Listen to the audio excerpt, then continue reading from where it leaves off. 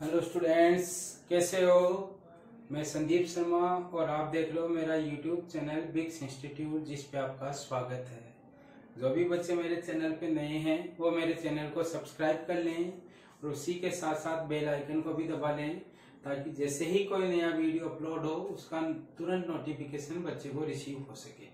तो बच्चों, previous class में अपन क्या पढ़ चुके हैं, इलेक्ट्रिक फील्ड लाइन की 6 प्रॉपर्टीज की स्टडी कर चुके हैं। अब फर्दर और कौन सी प्रॉपर्टीज आती हैं उनकी स्टडी कर रहे हैं। तो उसमें आपकी 7th नंबर की प्रॉपर्टी है, जिसमें आपके पास field lines are always normal या परपेंडिकुलर टू दी कंडक्टिंग या इक्विपोटेंशियल सरफेस। तो इक्विपोटेंशियल सरफेस होती क्या है, इसके बारे में आगे स्टडी करेंगे। अभी आपको ये ध्यान रखना है कि अगर आपका पोटेंशियल है वो सरफेस के सभी पॉइंट पे सेम हो तो उस सरफेस को नाम दे दिया जाता है इक्विपोटेंशियल सरफेस। इक्वी का मीनिंग इक्वल, और क्या इक्वल होना चाहिए, पोटेंशियल इक्वल होना चाहिए। अब आपके पास आती है कि कंडक्टिंग सरफेस अगर कहीं भी लोगे आप, यानी कोई भी कंडक्टर लिया और उस कंडक्टर पे आपकी अगर इलेक्ट्रिक फील्ड लाइन ड्रॉ करोगे तो हमेशा कैसी होगी, परपेंडिकुलर होगी। इसको आप, जैसे मैंने ये कोई कंडक्टर कंसीडर किया है और इस कंडक्टर पे आपके पास ये कोई पॉजिटिव चार्ज अपन ने क्या कर दिया, इस कंडक्टर को दे दिया। तो ये तो मैं आपको पहले ही पढ़ा चुका हूं कि कंडक्टर को जो भी चार्ज देते हैं वो उसकी सरफेस पे इक्वली क्या होता है, डिस्ट्रीब्यूट होता है। अब अगर मैं यहां से ये इलेक्ट्रिक फील्ड लाइन ड्रॉ करूंगा तो ये कितने डिग्री का एंगल बनाएगी, 90 डिग्री का एंगल बनाएगी। अगर यहां स्टार्ट करूंगा तो यहाँ पे भी ये 90 डिग्री का एंगल बनेगा। अगर यहां से स्टार्ट किया तो यहाँ पे भी 90 डिग्री का एंगल बनेगा। तो आप ये कह सकते हो कि कंडक्टर के किसी भी पॉइंट पर अगर आप इलेक्ट्रिक फील्ड ड्रॉ करोगे या इलेक्ट्रिक फील्ड लाइंस ड्रॉ करोगे वो हमेशा कितने डिग्री के एंगल पे होती है, 90 डिग्री के एंगल पे होती है। ये इलेक्ट्रोस्टैटिक्स की नेसेसरी कंडीशन है कि अगर आपके पास कोई कंडक्टर है तो कंडक्टर पे आपका जो इलेक्ट्रिक फील्ड है, लाइंस है, वो हमेशा कितने डिग्री का एंगल बनाएगी, 90 डिग्री का। तो आपको याद रखना है कि किसी भी कंडक्टिंग सरफेस से अगर इलेक्ट्रिक फील्ड लाइन आपको ड्रॉ करनी है तो कितने डिग्री के एंगल पे ड्रॉ करोगे, 90 डिग्री के एंगल पे ड्रॉ करोगे। नेक्स्ट आपका है कि फील्ड लाइंस हैं वो एग्जिस्ट नहीं करती है किसके अंदर, कंडक्टिंग सरफेस के अंदर। तो जैसे मान लो कि ये मैंने कोई कंडक्टर लिया और ये कंडक्टर अगर मैंने किसी इलेक्ट्रिक फील्ड में रखा तो ध्यान रखना है कि जैसे आपके पास ये इलेक्ट्रिक फील्ड लाइन है वो इस तरीके से इसमें एंटर करेगी और इस तरीके से ये आपके पास एग्जिट होगी। यानी कि आपके पास एंटर करते टाइम पे भी कितने डिग्री का एंगल बनाएगी, 90 डिग्री का। एग्जिट होते टाइम पे भी कितने डिग्री का एंगल होगा आपके पास, 90 डिग्री का। और अंदर जो इलेक्ट्रिक फील्ड लाइंस हैं उनकी वैल्यू कितनी होगी, 0 होगी। यानी आपको ध्यान रखना, कंडक्टर के अंदर एक भी इलेक्ट्रिक फील्ड लाइन क्या नहीं करती है, एग्जिस्ट नहीं करती। और उसका रीजन है कंडक्टर के अंदर इलेक्ट्रिक फील्ड क्या होता है, 0 होता है। कंडक्टर के अंदर जो चार्ज की वैल्यू है वो भी क्या होती है, आपके पास 0 होती है। तो इस तरीके से ये दोनों प्रॉपर्टी एक जगह भी अप्लाई कर सकते हो कि जैसे ये कंडक्टर के अंदर आई आपके पास, तो अब जैसे मान लो कि मैंने एक और लाइन ड्रॉ की है ऐसे, तो ये लाइन ऐसे ही एग्जिट होगी। कंडक्टर के अंदर जो आपकी लाइन की वैल्यू है वो कितनी मिलेगी, आपको 0 मिलेगी। ऐसे मैंने अगर ये एक को लाइन ड्रॉ की, ऐसे एंटर कर रही है और ऐसे एग्जिट हो रही है, तो आपको ध्यान रखनी है कि कंडक्टर की सरफेस पे तो जो लाइन ड्रॉ करोगे वो कितने डिग्री का एंगल बनाएगी, 90 डिग्री का। और अंदर जो इलेक्ट्रिक फील्ड लाइन की वैल्यू है वो कितनी मिलेगी, 0 मिलेगी। यानी कि कंडक्टर के अंदर एक भी इलेक्ट्रिक फील्ड लाइन क्या नहीं करती है, एग्जिस्ट नहीं करती है। ये आपकी हो गई 8 नंबर की प्रॉपर्टी। नेक्स्ट प्रॉपर्टी आपके पास ये आती है कि अगर आपके पास इलेक्ट्रिक फील्ड लाइन ऐसे ड्रॉ की गई है यानी कि एक दूसरे से इक्वी डिस्टेंस पे है, तो इसको कहते हैं यूनिफॉर्म इलेक्ट्रिक फील्ड। और यूनिफॉर्म इलेक्ट्रिक फील्ड में आप ये कह सकते हो कि आपका जो मैग्नीट्यूड एंड डायरेक्शन दोनों आपको क्या मिलेगी, कांस्टेंट मिलेगी। एक चीज तो ये ध्यान रखना, अगर मैंने इलेक्ट्रिक फील्ड लाइंस है वो इस तरीके से ड्रॉ की,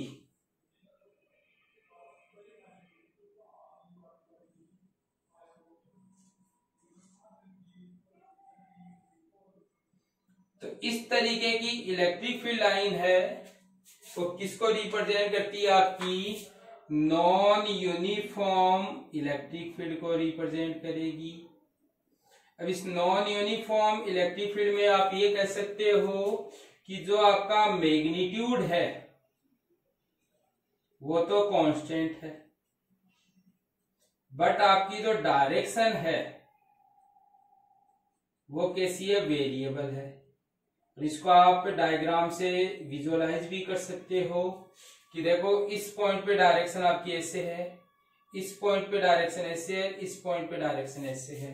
तो यानी कि ये वाली जो इलेक्ट्रिक फील्ड लाइंस हैं जो आपको रिप्रेजेंट कर रही हैं, ये आपको ये बोलती है कि इलेक्ट्रिक फील्ड की जो नेचर है वो तो नॉन यूनिफॉर्म है, पर इस नेचर में मैग्नीट्यूड तो आपका इक्वी डिस्टेंस होने के कारण कांस्टेंट है, बट डायरेक्शन वेरिएबल होने के कारण आपके पास ये इलेक्ट्रिक फील्ड कैसा, नॉन यूनिफॉर्म। एक आप इलेक्ट्रिक फील्ड ऐसे भी ड्रॉ कर सकते हो,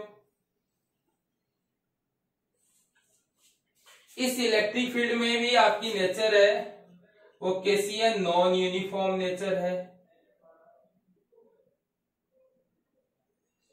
या नॉन यूनिफॉर्म इलेक्ट्रिक फील्ड है।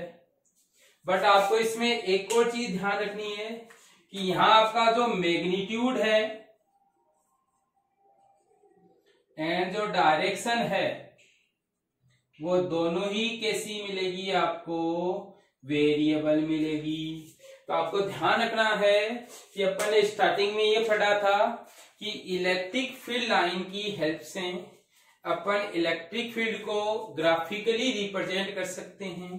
तो यहाँ पे आपके पास तीन तरीके के इलेक्ट्रिक फील्ड है। ये वाला इलेक्ट्रिक फील्ड कहलाता है यूनिफॉर्म इलेक्ट्रिक फील्ड, जिसमें मैग्नीट्यूड और डायरेक्शन दोनों ही कांस्टेंट हो। ये दो नीचे के जो फील्ड लाइंस है वो आपको ये बताती है कि इलेक्ट्रिक फील्ड है वो नॉन यूनिफॉर्म है, जिसमें यहाँ मैग्नीट्यूड तो कांस्टेंट है बट डायरेक्शन चेंज हो रही है। यहाँ आपके पास मैग्नीट्यूड और डायरेक्शन दोनों ही चेंज हो रही है, तो ये दोनों इलेक्ट्रिक फील्ड तो कहलाते हैं नॉन यूनिफॉर्म, और ये वाला कहलाता है आपका यूनिफॉर्म इलेक्ट्रिक फील्ड। नेक्स्ट आपकी प्रॉपर्टी आती है जो आपको ये बोलती है कि number of electric field lines per unit area. ध्यान से पढ़ना, number of electric field line per unit area normal to the area at a point is proportional to the electric field lines. यानी कि किसी भी यूनिट एरिया में से ये नॉर्मली पास होने वाली जो इलेक्ट्रिक फील्ड लाइंस होती हैं वो किसके प्रोपोर्शनल होती है, इलेक्ट्रिक फील्ड इंटेंसिटी के प्रोपोर्शनल होती है। तो यहां से आप ये कह सकते हो कि अगर आपकी कहीं इलेक्ट्रिक फील्ड लाइन ज्यादा है तो अपन कहेंगे कि स्ट्रॉन्ग इलेक्ट्रिक फील्ड मिलेगा। अगर इलेक्ट्रिक फील्ड लाइन दूर दूर है तो अपन कहेंगे कैसा इलेक्ट्रिक फील्ड मिलेगा, वीक इलेक्ट्रिक फील्ड मिलेगा। इसको फिगर की हेल्प से समझो कि आपका जो ए रीजन है इसमें इलेक्ट्रिक फील्ड लाइन पास पास है, तो अपन यहां कहेंगे कि यहाँ स्ट्रॉन्ग मैग्नेटिक फील्ड है आपके पास। ऐसे बी और सी पॉइंट पे इलेक्ट्रिक फील्ड लाइन है, वो आपके पास सी में तो एक भी लाइन नहीं है और बी में आपके पास दो लाइन है। तो यहाँ कहोगे कि यहाँ कम है, यहाँ सबसे कम है। तो अगर इन तीनों का इलेक्ट्रिक फील्ड में यहाँ का ई ए लिखूं, यहाँ का ई बी लिखूं और यहाँ का ई सी लिखूं। अब इन तीनों में मैं अगर आपको रिलेशन पूछूं कि तीनों का इंक्रीजिंग ऑर्डर लिखिए, तो तीनों का इंक्रीजिंग ऑर्डर लिखोगे तो सी में तो सबसे ज्यादा कम इलेक्ट्रिक फील्ड लाइन यानी कि बिल्कुल भी नहीं है, तो आपका ई सी सबसे कम होगा। फिर आपका बी में कितनी है, दो, तो आप लिखोगे ई बी, और सबसे लास्ट में किसको लिखोगे, ई ए को लिखोगे।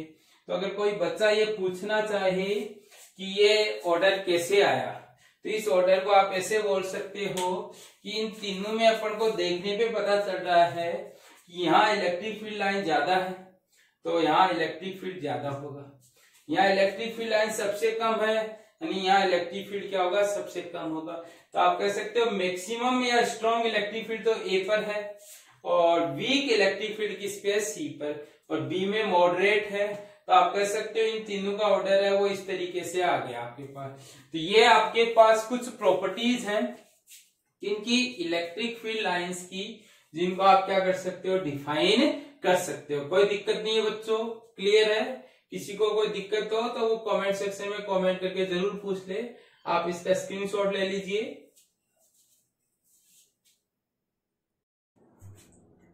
बच्चों इलेक्ट्रिक फील्ड लाइन से रिलेटेड आपका एक स्पेशल पॉइंट आता है जिसके बारे में अधिकतर बच्चों को क्या रहता है, मिसकंसेप्शन रहता है। तो एक मिसकंसेप्शन होता है और ये कॉमन होता है, और ये माना जाता है कि कोई भी आपका चार्ज पार्टिकल है, वो अगर उसका चार्ज Q है तो electric field must move along and electric field lines. यानी क्या कंसेप्शन होता है कि अगर अपन कोई चार्ज पार्टिकल Q ले, उसको किसी इलेक्ट्रिक फील्ड में पुट करें, तो यह माना जाता है कि वो हमेशा इलेक्ट्रिक फील्ड लाइन के अलोंग मूव करेगा, और ये आपका क्या होता है, एक मिसकंसेप्शन होता है। दोबारा समझना क्या मिसकंसेप्शन होता है कि आप कोई भी चार्ज पार्टिकल को अगर किसी इलेक्ट्रिक फील्ड में मूव रखते हैं तो ये मानते हैं कि वो हमेशा आपका इलेक्ट्रिक फील्ड लाइन के अलोंग क्या करेगा, मूव करेगा, जो ये मिसकंसेप्शन होता है। यानी अपन ये कह सकते हैं कि आपकी जो इलेक्ट्रिक फील्ड लाइन है वो कंपल्सरी नहीं है कि चार्ज पार्टिकल की क्या हो, ट्रेजेक्ट्री हो। ट्रेजेक्ट्री का मीनिंग है वो उस पाथ के अलोंग मूव करे, क्योंकि अपन काइनेमेटिक्स में क्या जानते हैं कि a particle move along a curve, its acceleration can not be tangent to the path. यानी अपन को काइनेमेटिक्स में ये पढ़ाया जाता है कि अगर कोई पार्टिकल मूव करता है तो ये नेसेसरी नहीं है कि उसका जो एक्सेलरेशन है वो उसके पाथ के टेंजेंट के अलोंग हो। और अपन जानते हैं कि आपकी इलेक्ट्रिक फील्ड लाइन क्या होती है, पाथ पर एक टेंजेंट होती है, जबकि काइनेमेटिक्स आपको ये कहता है कि ये कंपल्सरी नहीं है कि आपकी जो ये कोई भी पार्टिकल है वो जिस पाथ पे मूव कर रहा है उसका एक्सेलरेशन उस पाथ पर हो ही, ये कंपल्सरी नहीं है। जैसे अगर अपन बात करें प्रोजेक्टाइल मोशन की, और इस प्रोजेक्टाइल मोशन में पार्टिकल आपका इस पाथ पे ऐसे मूव कर रहा है, जबकि इसका एक्सेलरेशन है वो हमेशा डाउनवर्ड होता है। तो इस पॉइंट से अपन ये तो समझ गए कि आपका जो एक्सेलरेशन है वो इसके पाथ के अलोंग नहीं है। तो आप ये नहीं कह सकते कि आपका जो चार्ज पार्टिकल है वो इलेक्ट्रिक फील्ड लाइन के अलोंग मूव करेगा, क्योंकि इलेक्ट्रिक फील्ड लाइन है वो किसकी डायरेक्शन को बताती है, फोर्स की डायरेक्शन को बताती है। और फोर्स की डायरेक्शन को बताने का मीनिंग हो गया कि उसका एक्सेलरेशन है वो टेंजेंट के अलोंग होगा। जबकि अभी अपन ने ये पढ़ा कि पार्टिकल का मोशन है वो एक्सेलरेशन के अलोंग हो, कंपल्सरी नहीं है। पार्टिकल का मोशन यानी ये है आपका पाथ ऑफ पार्टिकल, और यहां अपन देख रहे हैं कि ये आपका एक्सेलरेशन ऑफ पार्टिकल। और इन दोनों पॉइंट को देखते हो तो आप ये कह सकते हो कि एक्सेलरेशन ऑफ पार्टिकल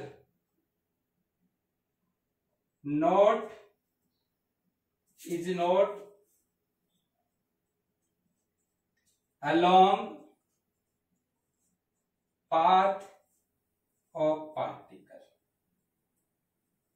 यानी कि पार्टिकल का एक्सेलरेशन है वो पाथ के अलोंग नहीं है, और पाथ के अलोंग नहीं है तो अपन ये नहीं कह सकते कि पार्टिकल है वो एक्सेलरेशन की डायरेक्शन में मूव करेगा, जबकि इलेक्ट्रिक फील्ड लाइन है वो किसकी डायरेक्शन को बताती है, फोर्स की डायरेक्शन को, और फोर्स की डायरेक्शन को बताती है। तो आप ये कह सकते हो कि एक्सेलरेशन ऑफ पार्टिकल है वो किसके अलोंग होगा, आपका फील्ड लाइन के अलोंग होगा, जबकि चार्ज पार्टिकल है वो आपका किसी दूसरे रास्ते के अलोंग क्या कर सकता है, मूव कर सकता है। तो आपको ये एक चीज ध्यान रखनी है, ये मिसकंसेप्शन नहीं रखना है कि इलेक्ट्रिक फील्ड लाइन के अलोंग ही आपका कोई चार्ज पार्टिकल मोशन करेगा। इलेक्ट्रिक फील्ड लाइन अलग डायरेक्शन में हो सकती है, पार्टिकल का जो पाथ है या मोशन है वो अलग डायरेक्शन में हो सकता है, दोनों की डायरेक्शन सेम हो ये कंपलसरी नहीं है। तब आप पूछोगे कि सर कब सेम होगी, तो आपको ये पॉइंट ध्यान रखना है कि चार्ज पार्टिकल और इलेक्ट्रिक फील्ड लाइन की डायरेक्शन कब सेम होगी, जब आपकी फील्ड लाइन या तो स्ट्रेट लाइन की फॉर्म में होगी, या आपका जो पार्टिकल है वो रेस्ट पे हो, या उसकी जो वेलोसिटी है वो फील्ड लाइन के पैरेलल या एंटी पैरेलल होगी, तब तो आप कह सकते हो कि चार्ज पार्टिकल है वो फील्ड लाइन के अलोंग मूव करेगा। और इनमें से अगर कोई सी भी कंडीशन नहीं है तो आप ये कहोगे कि आपका चार्ज पार्टिकल फील्ड लाइन के अलोंग मूव नहीं करेगा।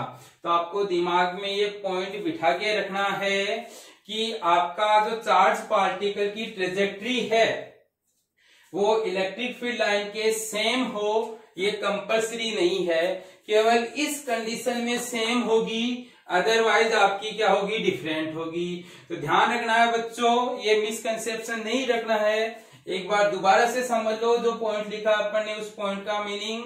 पॉइंट आपको ये कहता है कि चार्ज पार्टिकल की ट्रेजेक्ट्री यानी उसका पाथ है वो इलेक्ट्रिक फील्ड लाइन के सेम हो ये कंपलसरी नहीं है।